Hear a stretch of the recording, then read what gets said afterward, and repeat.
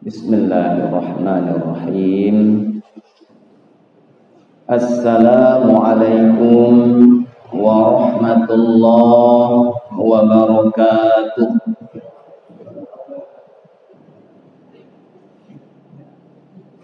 Alhamdulillah, segala puji hanya kita peruntukkan kehadiran Allah Subhanahu wa ta'ala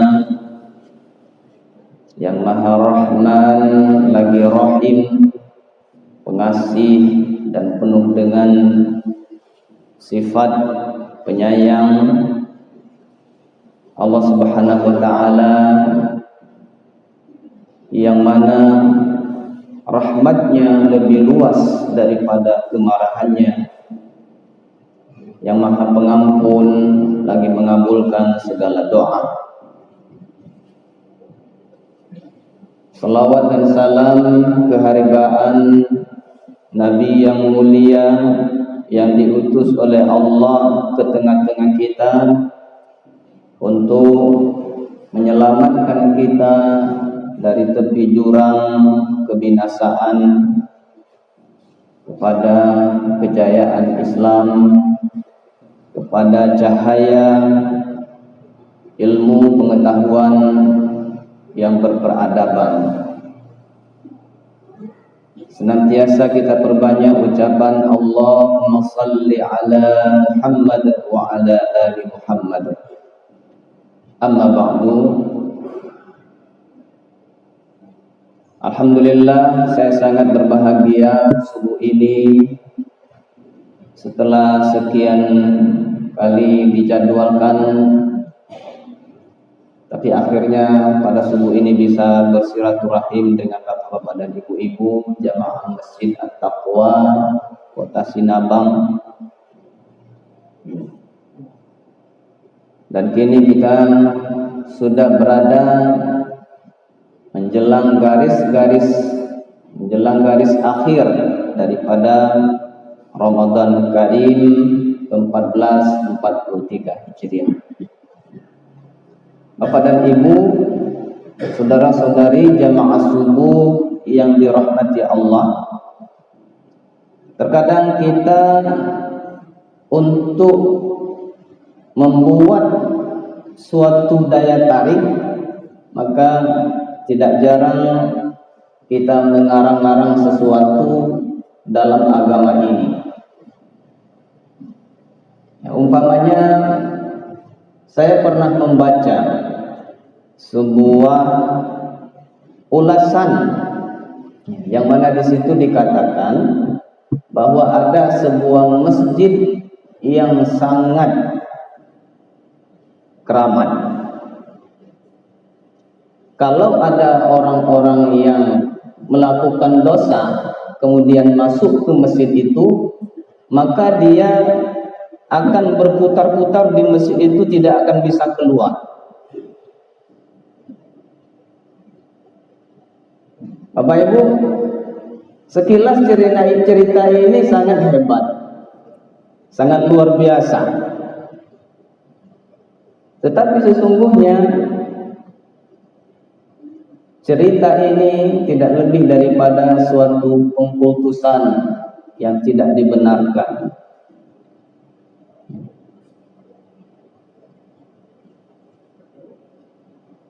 Kita mungkin juga sering mendengar bahwa ada jamaah haji yang tersesat atau bahkan hilang atau mungkin mengalami segala hal yang aneh.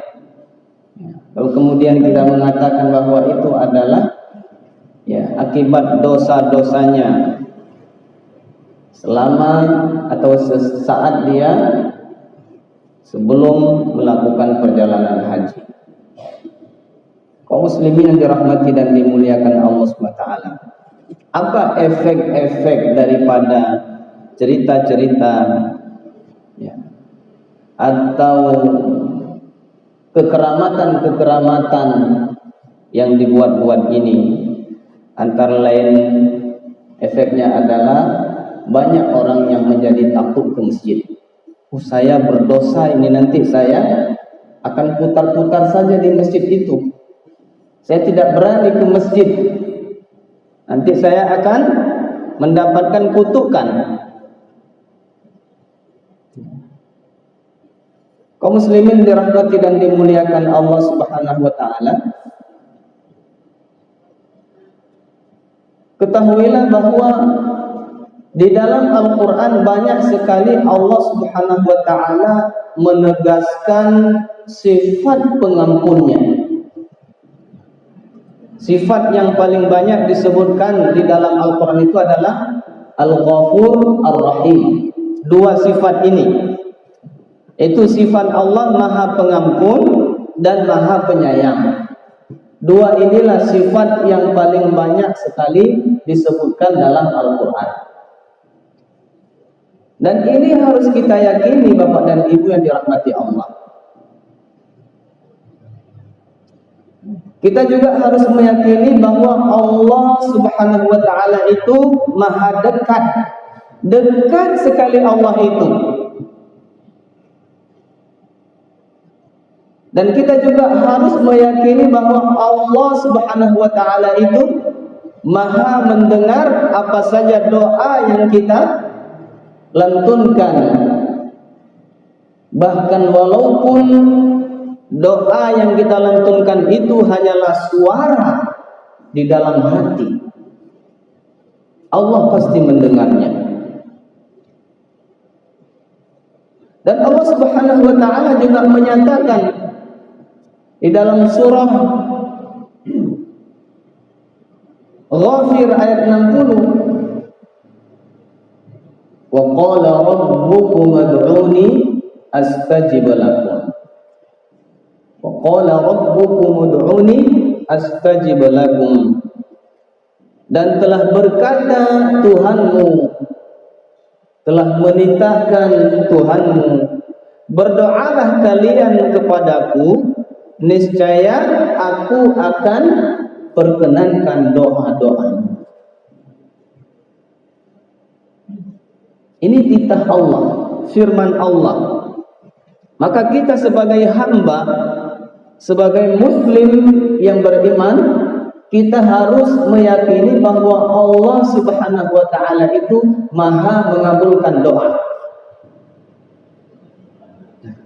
Bapak dan Ibu, kalau kita sudah meyakini beberapa poin ini yang telah saya sebutkan tadi, yang pertama bahwa Allah Subhanahu wa ta'ala itu maha pengampun. Maha pengampun. Allah tidak peduli apakah yang datang kepadanya itu orang yang berdosa atau mungkin orang yang selamat dari dosa. Allah tidak peduli karena Allah maha pengampun. Asalkan dia mau datang kepada Allah, maka Allah akan sambut. Di dalam sebuah hadis kursi, Allah SWT menyatakan, siapa yang datang kepadaku ya, dengan berjalan, maka aku akan datang kepadanya dengan berlari. Apa maknanya? Begitu seorang hamba ini ada keinginan untuk kembali kepada Allah, Allah jauh lebih besar lagi kecintaan dan kerinduan kepada hambanya itu. Masya Allah. Barangkali ibu-ibu pernah dengar sebuah cerita bahwa ada seorang laki-laki, dia sudah mempersiapkan dirinya dan bekalnya dan seekor kuda yang hebat untuk melakukan sebuah pengembaraan yang jauh. Dia sudah siapkan pakaiannya, bekal makanannya, minumannya. Lalu kemudian dia berjalan. Ketika dia berjalan sudah sekian jauh meninggalkan kampung halamannya, dia sudah merasakan capek. Tiba-tiba dia menemukan sebuah pohon, lalu dia tidur untuk beristirahat di bawah pohon tadi. Kudanya ditambatkan di pohon itu. Begitu dia terbangun, kudanya telah raib, tidak tampak bulu matanya, tidak tampak lagi batang hidungnya. Bekal-bekalnya, makanannya, minumannya, persediaan pakaiannya ada di atas punggung kuda itu. Maka hatinya gundah gulana. dia risau, tidak menentu arah, dia dalam keadaan ketakutan, dia telah amat jauh dari kampung halamannya, sementara tempat yang akan dituju juga begitu jauh.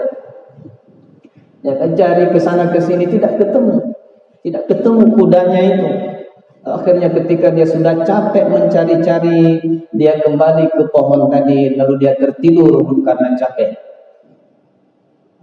Dia tidur, kemudian dia terbangun membuka matanya, tiba-tiba kudanya sedang percis berada di depan kedua matanya. Dia buka matanya, kudanya langsung nampak, ini kuda saya. Lalu kemudian dia melompat-lompat kegirangan. Saking girangnya, dia keliru di dalam berkata. Apa dia katakan? Ya Allah, aku adalah Tuhanmu dan engkau adalah hambaku. Sementara yang ingin dia katakan, ya Allah, aku adalah hambamu dan engkau adalah Tuhanku. Tapi karena sudah terlampau gembira, salah ucap. Makanya kita ini Bapak dan Ibu, kalau gembira jangan terlalu gembira. Dibatas-batasi juga gembiraan kita. Kalau sedih jangan terlalu dibiarkan kita larut dalam kesedihan. Di kaum muslimin dirahmati dan dimuliakan Allah, Rasulullah katakan, sesungguhnya Allah jauh lebih menyukai, jauh lebih bergembira dengan taubat hambanya daripada si laki-laki yang memperoleh kudanya itu lagi. Begitu kecintaan Allah, kerinduan Allah Subhanahu wa taala terhadap taubat dan kembalinya seorang hamba kepadanya Allah Subhanahu wa taala. Maka tidak ada alasan bagi kita untuk berputus asa daripada rahmatnya Allah. Tidak ada alasan. Maka kalau ada orang yang beranggapan bahwa saya tidak layak berdoa kepada Allah, saya ini kotor, itu sudah salah. Atau dia beranggapan, saya ini tidak dekat dengan Allah, saya ini jauh dari Allah, maka saya tidak bisa langsung berdoa kepada Allah, saya harus mencari seorang yang dekat dengan Allah sebagai penyampai doa saya. Ini dia sudah salah. Dia sudah salah. Karena berarti dia sudah berkeyakinan bahwa Allah itu jauh darinya.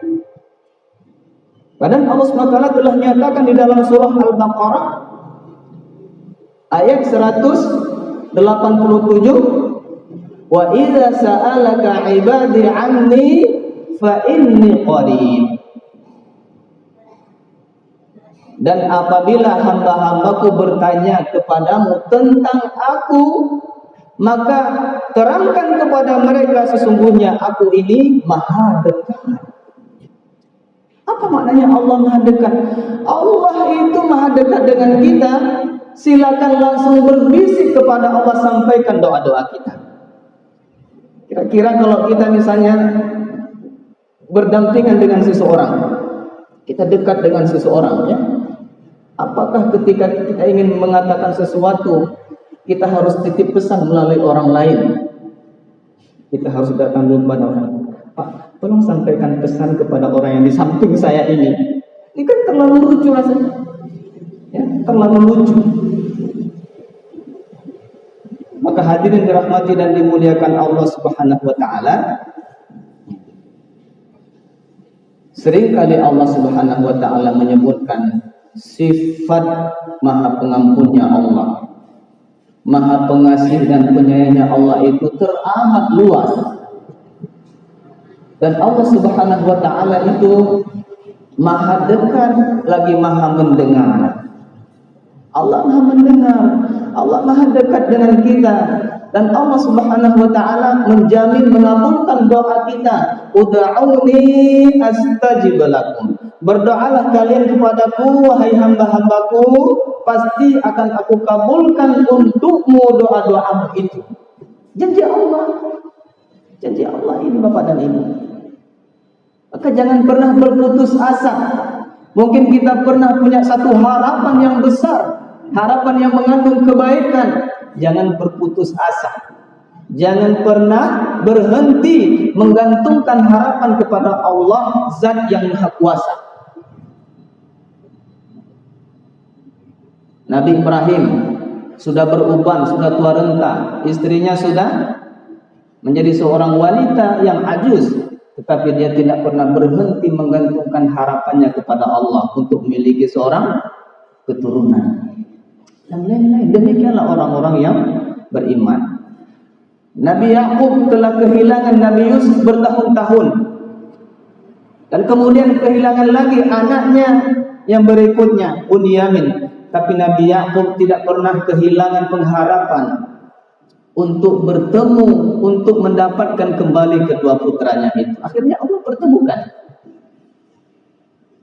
Kaum muslimin dirahmati dan dimuliakan Allah SWT, dalam sebuah hadis qudsi yang diriwayatkan oleh Imam Muslim rahimahullah, Nabi SAW menyebutkan sebuah hadis qudsi bahwa Allah Subhanahu wa taala berfirman. Ini hadis qudsinya panjang.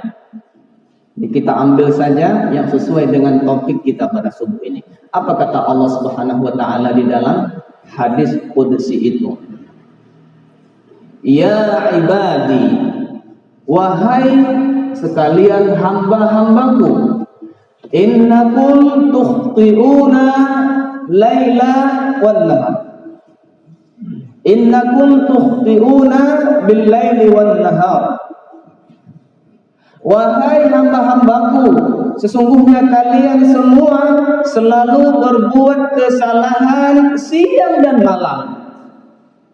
Wa ana aghfiru dzunuba jami'a, sedangkan aku mengampuni semua dosa kalian. Allah nyatakan, ini hadis qudsi. Innakum tukhti'una bil-laili wan-nahar wa ana aghfiru dzunuba jami'a. Wahai hamba-hambaku, sesungguhnya kalian berbuat kesalahan siang dan malam tiada henti, namun juga aku mengampunkan dosa-dosa kalian seluruhnya. Fastaghfirni, maka hendaklah kalian mohon ampun kepadaku. Fastaghfiruni, hendaklah kalian mohon ampun kepadaku. Aghfiru lakum, pasti aku ampuni dosa-dosa kalian. Dalam hadis qudsi yang lain yang diriwayatkan oleh Imam At-Tirmidzi rahimahullah, Allah Subhanahu wa taala berfirman, ya bani Adam, wahai anak Adam, innakum lau ataitani, sekiranya kalian datang kepadaku, maaf, innakum ma rajautani wa da'autani, wahai anak Adam, sesungguhnya selama kalian senantiasa berdoa dan berharap kepadaku, maka ghafartu lakum, aku akan ampuni dosa-dosa kalian. Aku akan ampuni dosa-dosa kalian ala ma kanat fikum, betapapun besarnya kesalahan yang ada pada diri kalian. Wala ubali, dan aku tidak akan peduli, kata Allah. Ya bani Adam, wahai anak Adam,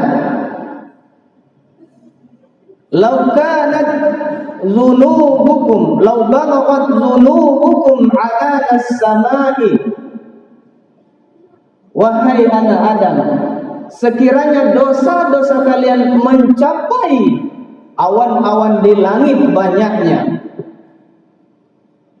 Lau balaghat dhunubukum ala as-sama, sekiranya dosa-dosa kalian banyaknya mencapai awan-awan yang ada di langit. Lalu kemudian kalian mohon ampun kepadaku, Aku pasti akan ampuni dan aku tidak peduli betapapun banyak dosa kalian. Ya bani Adam, wahai anak Adam, innakum law ataitani biqurabil ardi khataya, sekiranya kalian datang kepadaku dengan membawa dosa-dosa dan kesalahan sebanyak bumi ini, biqurabil ardi, hampir menyamai bumi ini besarnya dosa-dosa kalian. Summa ataitani wala tusyrik bi syai'a, lalu kemudian kalian datang kepadaku, menghadapku, sedangkan kalian tidak pernah mempersyirikatkan aku sekalipun juga. Ataitukum biqurabiha maghfirah, niscaya aku akan memberikan ampunan kalian sebesar bumi itu juga kepada kalian. Begitu luasnya rahmat Allah Subhanahu wa taala. Begitu besarnya dan begitu hebatnya sifat pengampunan Allah Subhanahu wa taala kepada kita. Ketika kita mendengar hal ini, masihkah kita bertahan untuk tidak kembali kepada Allah?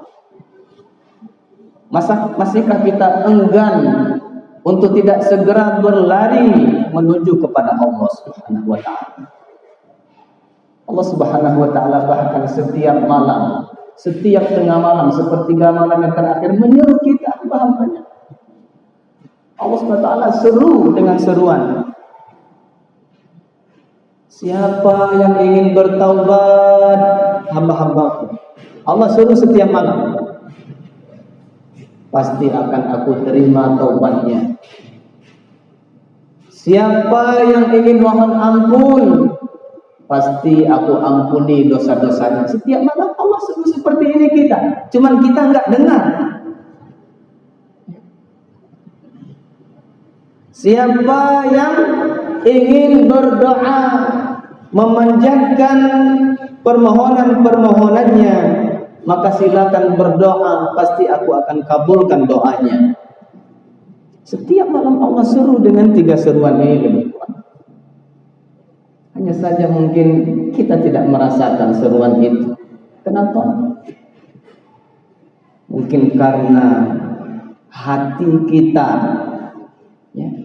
yang keras, atau hati kita yang telah tertutup dengan debu-debu, dengan noda-noda, seperti kaca yang telah tertutup debu yang tebal, sehingga dia tidak bisa menemukan percikan cahaya dari luar. Kaum muslimin dirahmati dan dimuliakan Allah SWT, yakinlah bahwa Allah Subhanahu wa taala tidak pernah membiarkan kita hambanya ini untuk jatuh kepada dosa dan kesalahan. Tidak pernah Allah biarkan kita. Pasti Allah akan selalu menegur kita sebelum itu. Hanya saja mungkin banyak di antara kita yang tidak dapat memahami teguran Allah itu. Kita tidak paham bahwa ini Allah sedang menegur kita agar tidak melakukan kejahatan yang ingin kita lakukan. Padahal sebenarnya setiap kita punya maksud seperti itu, pasti Allah ada menegur kita dahulu. Cuman kita nggak merasakan. Mungkin karena hati kita yang keras. Maka oleh karena itu, melalui puasa ini Bapak dan Ibu rahmati Allah, hendaklah kita mencari kelembutan hati. Usahakan hati kita lebih lembut, ya. Karena hati yang keras tidak akan mampu merasakan bisikan-bisikan. Hati yang kotor tidak akan bisa menerima percikan-percikan cahaya ilahiyah.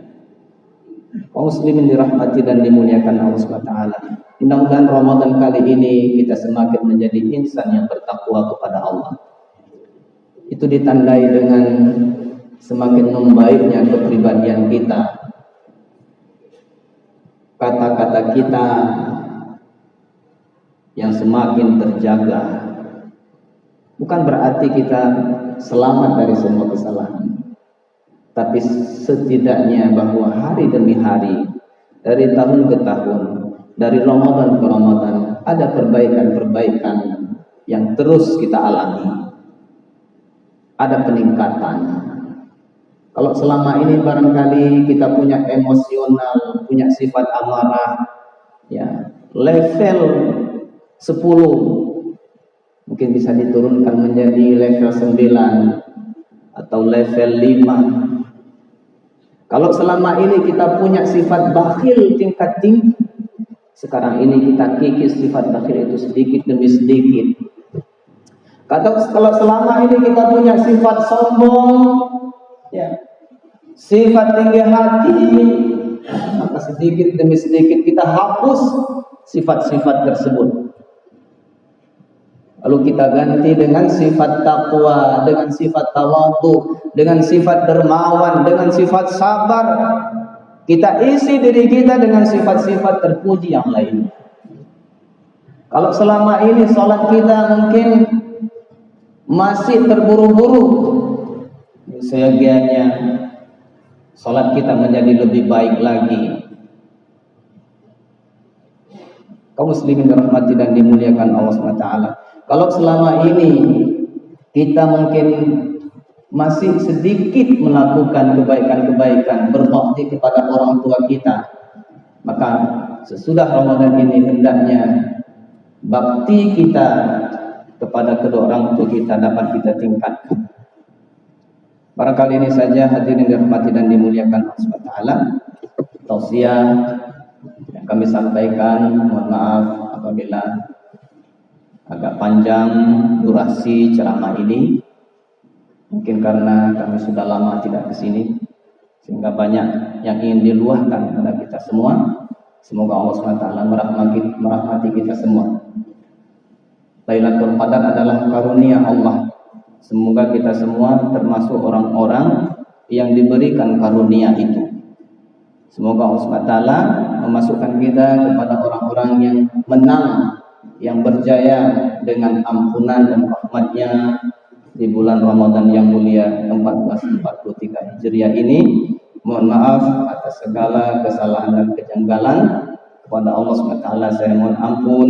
Billahi taufiq wal hidayah. Wassalamualaikum warahmatullahi wabarakatuh.